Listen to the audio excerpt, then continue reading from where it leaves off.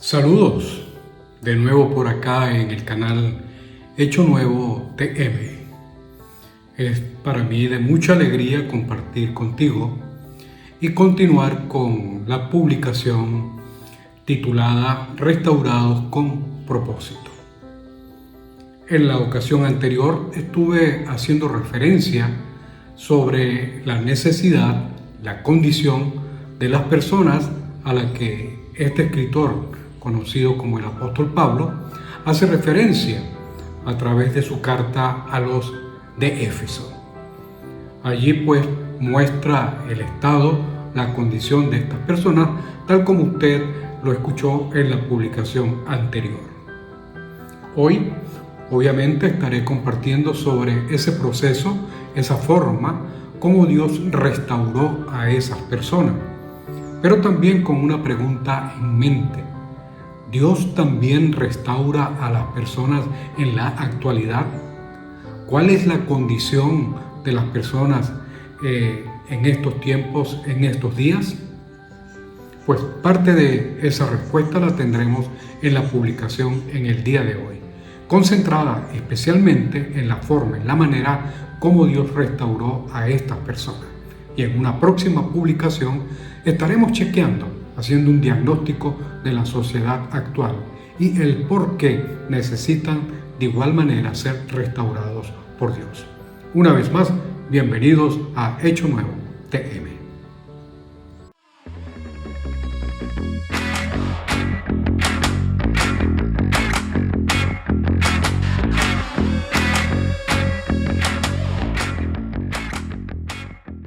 Restaurados con propósito.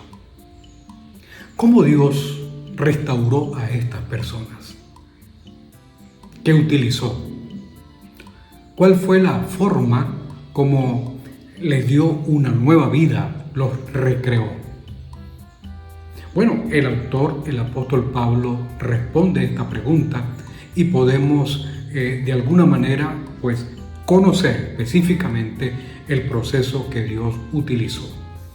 Permítame leerle allí en Efesios capítulo 2, los versículos 4 hasta el 10, la forma, la manera como Dios lo hizo según este autor. Él lo expresó de esta forma. Pero Dios, que es rico en misericordia por su gran amor por nosotros, nos dio vida con Cristo, aun cuando estábamos muertos en pecados. Por gracia, ustedes han sido salvados. Y en unión con Cristo Jesús, Dios nos resucitó y nos hizo sentar con Él en las regiones celestiales, para mostrar en los tiempos venideros la incomparable riqueza de su gracia, que por su bondad derramó sobre nosotros en Cristo Jesús. Porque por gracia ustedes han sido salvados mediante la fe. Esto no procede de ustedes, sino que es el regalo de Dios y no por obras, para que nadie se jacte. Porque somos hechuras de Dios, creados en Cristo Jesús para buenas obras, las cuales Dios dispuso de antemano a fin de que las pongamos en práctica. Como puedes observar, el autor se incluye en el grupo de personas que han sido restauradas, recreadas, transformadas por Dios. Revisemos ese proceso, revisemos ese planteamiento. Es fundamental comprender que el plan de rescate y restauración para estas personas, incluyendo al apóstol Pablo, y en realidad a toda la humanidad, fue activado por Dios mismo. No se trata de un proyecto humano ni de la iniciativa de alguna institución benéfica. Esto es claramente afirmado por el autor en los versículos que acabo de leer, que acabo de mencionar. Pero revisemos detenidamente y interpretemos eso que el autor planteó. En primera instancia, o en primer lugar, para decirlo de esa forma, la base fundamental de este plan de rescate y restauración radica en la misericordia y el amor incondicional de Dios. La restauración de estas personas encuentra su origen en el amor y la misericordia divina, tal como lo escribe el apóstol Pablo. Pero Dios, siendo rico en misericordia, por su gran amor con que nos amó, aun cuando estábamos muertos en nuestros delitos, nos dio vida juntamente con Cristo. Por gracias habéis sido salvados. Por otro lado, esa obra redentora, esa obra transformadora, es una manifestación del poder de Dios como el creador y el restaurador supremo.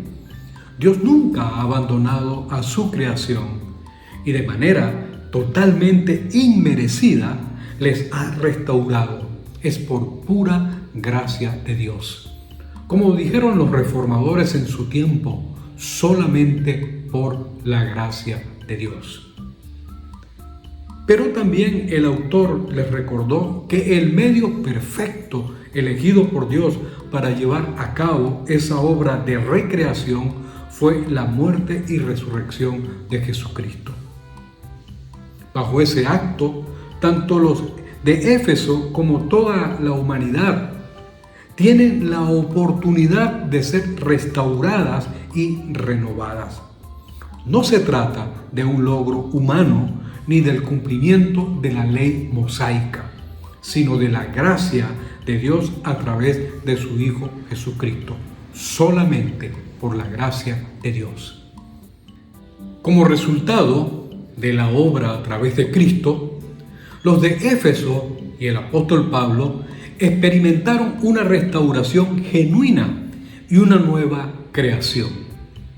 Él les otorgó una posición elevada en la vida, dice el autor, porque nos levantó juntamente con Él y nos hizo sentar con Él en los lugares celestiales en Cristo Jesús.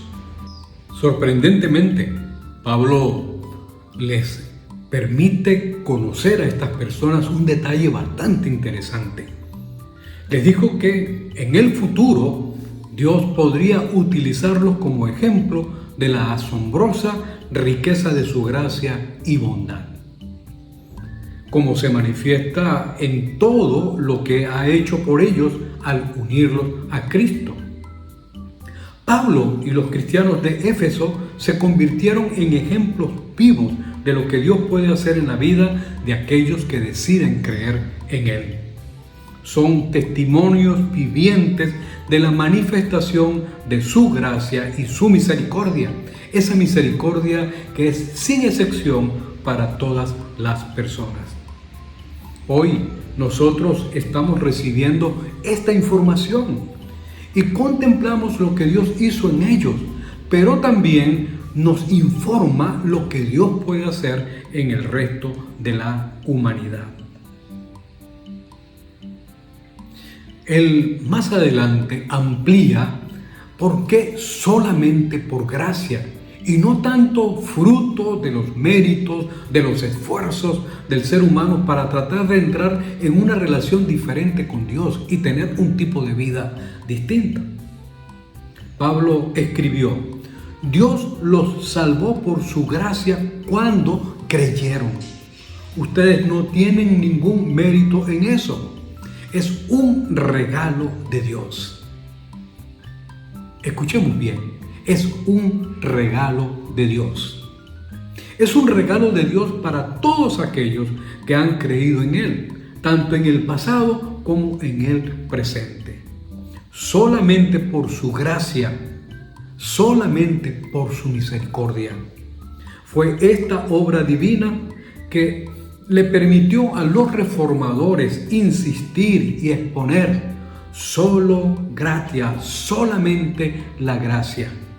Las obras o exigencias externas como condicionantes para el acercamiento a Dios y a la salvación de las personas no son más que imposiciones institucionales, imposiciones de grupos religiosos. Aún en el Antiguo Testamento bíblico se ve que claramente Dios rechazó ese ritualismo impuesto. Revisemos a modo de referencia una forma como Dios manifiesta ese rechazo en uno de los libros del Antiguo Testamento conocidos como Isaías, en su capítulo 1. Allí podemos observar lo que él dijo. El profeta Isaías lo expresó de esta forma: escuchen al Señor, líderes de Sodoma. Escuchen la ley de nuestro Dios, pueblo de Gomorra. ¿Qué les hace pensar que yo deseo sus sacrificios?, dice el Señor. Estoy harto de sus ofrendas quemadas, de carneros y de la grasa del ganado engordado. No me agrada la sangre de los toros, ni de los corderos, ni de las cabras. Cuando vienen a adorarme, ¿quién les pidió que desfilaran por mis atrios con toda esa ceremonia? Dejen de traerme sus regalos sin sentido. El incienso de sus ofrendas me da asco. En cuanto a sus celebraciones de luna nueva, del día de descanso y de sus días especiales de ayuno, todos son pecaminosos y falsos. Como puede observar, Pablo sencillamente está reiterando que solamente por la gracia de Dios el hombre puede ser rescatado, puede ser restaurado. No importa cuánto haga, solo la influencia, la gracia, la manifestación, el toque mismo de Dios hacia la humanidad puede producir un hombre nuevo. Él enfatizó que este precioso o preciado regalo de Dios no está relacionado con los méritos o las buenas acciones que puedan haber o que pudieran haber realizado estas personas. No se basa en la meritocracia, ni siquiera en el hecho de haber creído en Dios. Es un don divino. Fue la intervención amorosa de Dios otorgado gratuitamente por Él a la humanidad, a los de Éfeso y a las personas en cualquier época. Cualquier acto, obra, moral o normalmente trae cierta satisfacción personal. ¡Wow! Es la expresión normal de muchas personas al lograr algo. Lo hice, lo logré. No está mal el regocijarse en nuestros logros. Pero en cuanto a la reconciliación con Dios, no funciona de esa forma, no funciona de esa manera. Es Dios quien se ha acercado y es Él quien restaura a las personas. Creo que eso debe quedar muy claro para nosotros en esta oportunidad. ¿Con qué propósito Dios restaura a los seres humanos? ¿Pueden las personas en la actualidad ser también restauradas y tener un nuevo tipo de vida? Eso lo trataremos en nuestra próxima publicación.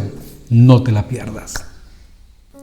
Amigo, realmente Dios es un Dios de misericordia. Muchos tienen una concepción de Dios como una especie de juez y que está pendiente para ver de qué forma o de qué manera nos castiga. No estoy diciendo que Dios no intervenga en algún momento dado para recordarnos que necesitamos salir de un estado que puede perjudicarnos o dañarnos.